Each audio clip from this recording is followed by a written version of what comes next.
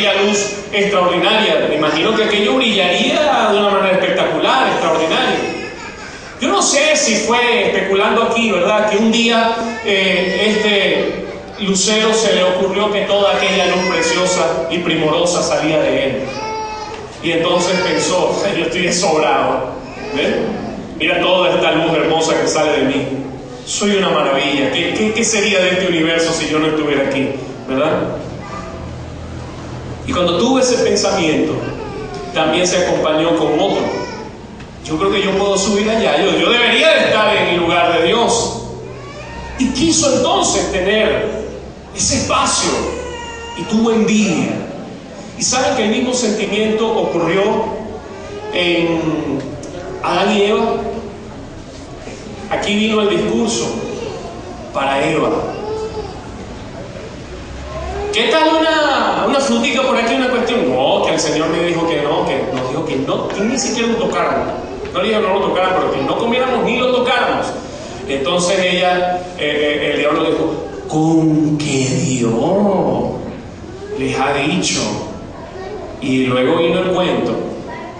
Miren, lo que pasa es que Dios sabe que cuando coman de él van a ser como Dios, van a ser como Él. Y ese pensamiento se le metió ahí en la cabeza. Vamos a ser iguales. Primero la duda acerca de las buenas intenciones de Dios, pero luego esta idea de ser como Dios, de envidiar el orgullo, la arrogancia, de subir, de ser, de parecer. Esa idea de ser, de parecer, de no tener claridad con lo que se es, fue el centro del problema. Cuando una persona quiere tener posiciones para ser y parecer, tiene un problema. Por eso la palabra del Señor invita a los creyentes a servir. Dice la palabra, el que anhela obispado, buena obra desea. No dice buen cargo, buena obra. Son acciones. Tienen que ver con el servicio. Tienen que ver con el entorno. Pero cuando se piensa en este tipo de cosas como parte de una naturaleza envidiosa, arrogante, caída, entonces se comete un gravísimo error. ¿Saben? Con la misma naturalidad con la que crece el monte cuando llueve, así crece la envidia en el corazón que no ha sido regenerado. Pero es una necesidad de volverse realmente al Señor. Pensemos, por ejemplo, otro caso. Los hermanos de José tuvieron envidia por José. Entonces se sintieron tan mal, eso lo justificaron con otras cosas. Aquí viene el sapo ese de José, que ya le va a ir a decir al padre, al cura, al viejo, que nosotros también, que somos mala conducta, que no sé qué. Sapo ese, que no sé qué, yo otra vez. Y estaban irritados y se sentían mal. Y cada vez que lo veían había una cosa que les indignaba. Y de paso le hicieron una ropa de colores a José. Lo vistieron, su papá lo vistió bonito. Le puso algo especial y esta gente estaba mal. Y luego José empezó a tener sueños. Empezó a hablar de proyectos, empezó a hablar de cosas. Y claro, yo creo que José fue un poco imprudente en no saber dónde decía las cosas. Y resulta que aquello tuvo su terrible consecuencia. Un caso adicional en la Biblia, el caso de Amán. ¿Se acuerdan de Amán?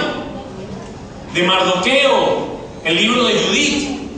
Bueno, yo se lo recomiendo que lo lean, el libro de Judith. No se lo vayan a pedir prestado a Judith. Está en la Biblia, el libro de Judith. Y Judith, en ese libro hay una historia muy buena, muy interesante, muy reveladora de este asunto. Resulta que Amán tenía una terrible envidia de Mardoqueo y llegó hasta el extremo de construir una horca para que lo mataran a Mardoqueo y hacer un plan en su contra, una conspiración. ¿Sabe cómo terminó esa situación? Perdón, el libro de Judith. Judith lo encuentran en la Biblia católica, en los apócrifos.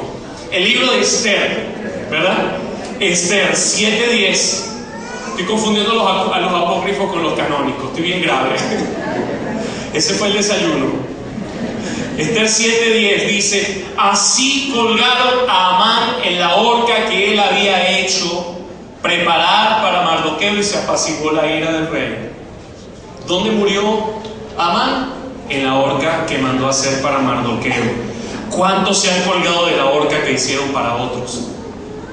de los rumores que levantaron contra otra persona, de los cuestionamientos, de las cosas. Las cosas tienen sus distintas expresiones, ¿saben? La Biblia nos enseña cómo Dios aborrece la ira y los celos, la envidia. Esta envidia y ese orgullo fue, les repito, el primer pecado de Lucifer, aquel que se propuso destronar a Dios, aquel que empieza entonces a tener un problema inclusive con la persona de Dios, pero también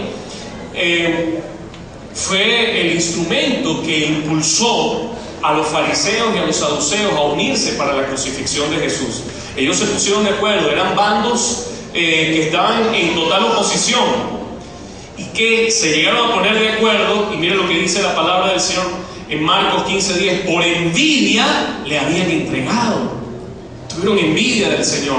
Las multitudes le seguían, la gente se congregaba para oírle, se había vuelto el referente para todas estas personas. No eran tan importantes las diferencias teológicas o que Jesús estuviera diciendo que era el Mesías o algo por el estilo. Ese no era el problema.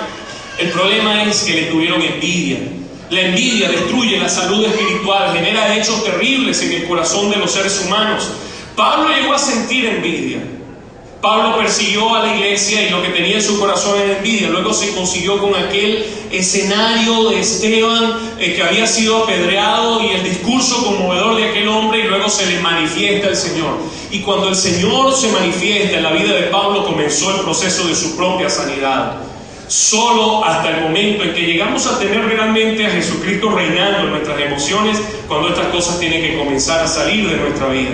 La Biblia lo menciona como uno de los 17 pecados de la carne, y en Santiago 5:9 nos enseña también acerca de estas cosas que son tan dañinas, que nos condenan y que pretenden destruirnos. ¿Sabe una cosa?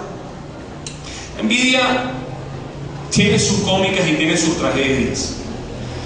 Hace varios años estábamos en La Hollada, la iglesia estaba en La Hollada. Llegó una pareja a la iglesia. De esa pareja, el hermano está en la iglesia todavía. Y esa pareja que llegó a la iglesia llegó porque tenía un problema terrible. La muchacha estaba endemoniada, pero era fuerte lo que tenía. La muchacha había intentado hacerse daño, se quería matar. Le venía primero su proceso, empezaba con que se le nublaba la mente en una cosa terrible, y luego se quería morir, se quería matar. Tenía un problema demoníaco muy duro, muy fuerte. Entonces habían ido hasta brujos, llegaron ahí, se le empeoró la cosa con lo del brujo. Llegaron hasta una iglesia católica, y el sacerdote lo mandó para otra iglesia evangélica o algo así. Llegaron a este movimiento Pague por Sufrir. ¿Lo conocen, verdad? Sí, Pague por Sufrir. Como sufra, pague. Que tenemos un aceite bendecido. Bájese de la mula. Pague por sufrir. Bueno, tampoco se resolvió el asunto. Y la cosa fue que llegaron a la iglesia, y el día que llegaron a la iglesia tampoco se resolvió el asunto. Porque oramos por ella y ella mejoró, o sea, parecía estar bien, pero luego volvió a reincidir. Y luego entonces volvimos a orar por ella y salió bien, y luego otra vez volvió a reincidir. Y una tercera vez, yo no sé si fue la tercera o la cuarta vez, fuimos a su casa. Yo fui con Mardelis y estuvimos orando en su casa.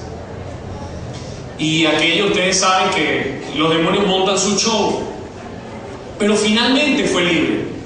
¡Qué bueno! Fue libre. A los días, ella se enteró de algo que estaba detrás del tema y le echaron el cuento. Yo no les voy a dar muchos detalles porque son un poquito pesados, pero lo vamos a dejar hasta que había una persona que tenía celos de ella, y entonces se unió con uno de estos bichos, echaron una brujería, le asignaron un espíritu demoníaco que le tomó a esta persona, y entonces la idea era que se iba a matar. Pero ¿sabe qué pasó? Que cuando ella fue libre, lo que ella tenía se regresó casi como un boomerang y le entró al hermano de la muchacha que le hizo aquello. Y el muchacho se mató, se suicidó. Una cosa terrible. ¿Saben algo? Quizás las historias de los daños que hacen este tipo de cosas no son tan dramáticas como esas. Son lamentablemente pequeñas e imperceptibles. Y por ser tan pequeñas y por ser tan imperceptibles, suele la gente no darse cuenta de que hay algo que está afectando su vida, que le está dañando. ¿Y qué se termina haciendo? Miren, muchas personas terminan haciendo cosas terribles u otros haciendo el ridículo. ¿Ustedes se acuerdan de Kiko y el Chavo? Sí. Yo les recuerdo un episodio. Estaba el Chavo jugando con un carrito, una cosa, y llegó Kiko y lo vio. No lo sé imitar. Y salió corriendo y buscó un carro más grande. ¿Verdad? Y luego el Chavo cambió por una pelota. Y él salió corriendo y buscó una pelota de playa más grande. Y otra vez. Bueno, toda la cosa siguió así hasta que el Chavo le dio 4 trompadas. Y así más o menos terminan las cosas. Esa escena absurda, esas cosas, tiene sus expresiones de otras maneras, de otras formas. A lo mejor no ocurren cosas como las que les acabo de señalar, pero la envidia daña imperceptiblemente. ¿Y sabe qué es lo peor? No nos damos cuenta. Les dije, como les comentaba al principio, tenemos como que un mecanismo inicial allí en nuestro cerebro que hace que nosotros pensemos que es cualquier otra cosa, pero no eso. Necesitamos reconocerla como pecado, necesitamos pedir al Espíritu Santo que examine nuestra vida, necesitamos volvernos delante del Señor y pedirle a Dios que haga su obra en nosotros. Amén. Ser fieles al Señor en todas las cosas. Pongámonos de pie, por favor, vamos a orar.